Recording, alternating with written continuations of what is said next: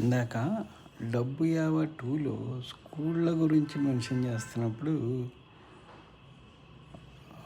ఇది చదివిన ఒక మిత్రుడు అన్నాడు, నువ్వు ఏకపక్షంగా మాట్లాడుతున్నావు, దోపిడీయే చేసుకుంటున్నారు అంటావు.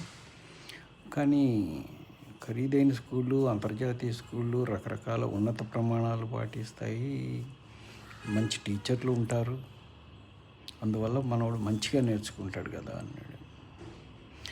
మంచి టీచర్లు ఎలిమెంటరీ స్కూల్లోనూ గవర్నమెంట్ స్కూల్లోనూ ఉండకూడదా?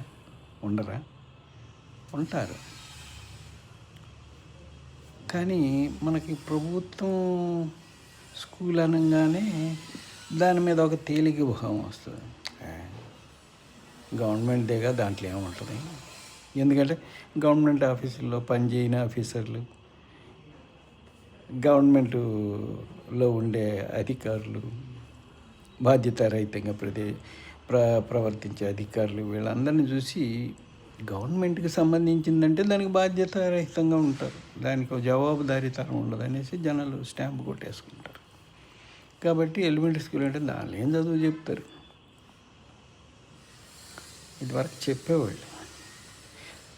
అసలు చేంజ్ వచ్చింది స్కూళ్ళల్లో కాదు, మనిషి యాటిట్యూడ్లో. ఇదివరకు మనుషులు బాధ్యతగా వ్యవహరించేవాళ్ళు. గురుతర బాధ్యత అంటారు చూసారా, అది ఒక గురువు తన శిష్యుడి పట్ల నిష్పక్షపాతంగా, ఉన్నతంగా ఆలోచించేవాడు. వీడి పైకి రావాలి, వీడికి చదువు రావాలి, వీడికి జ్ఞానం బోధించాలి అనే ఉద్దేశంతో పాఠాలు చదివి ఒకసారి అర్థమయ్యేటట్టు చెప్పి రెండోసారి నోట్స్ రాయించి వాళ్ళ చేత ఇన్ని రకాలుగా వాళ్ళని ట్రైన్ చేసి వాళ్ళ బుర్రలోకి వెళ్ళేటట్టు చేసేవాళ్ళు. ఇప్పుడు యాటిట్యూడ్ ఎవరికి ఉన్నది? నేను చాలా పల్లెటూరులో హై స్కూళ్ళు, ఎలిమెంటరీ స్కూళ్ళల్లో చూశాను. టీచర్లు టయానికి రారు, వచ్చిన పాఠాలు పెద్దగా సరిగా చెప్పరు, వాళ్ళని హెడ్ మాస్టర్ కూడా అదుపు చేయలేడు. పిల్లలు అక్కడ కొట్టుకున్నా, తిట్టుకున్నా, ఆడుకున్నా ఇష్టారాజ్యం.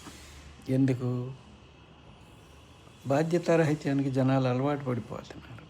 మనకి జీతం వచ్చేస్తుంది చాలు, తర్వాత ఎవడెటు పోతే మనకి ఎలా, ఈ యాటిట్యూడ్ పెరుగుతా పోతాం.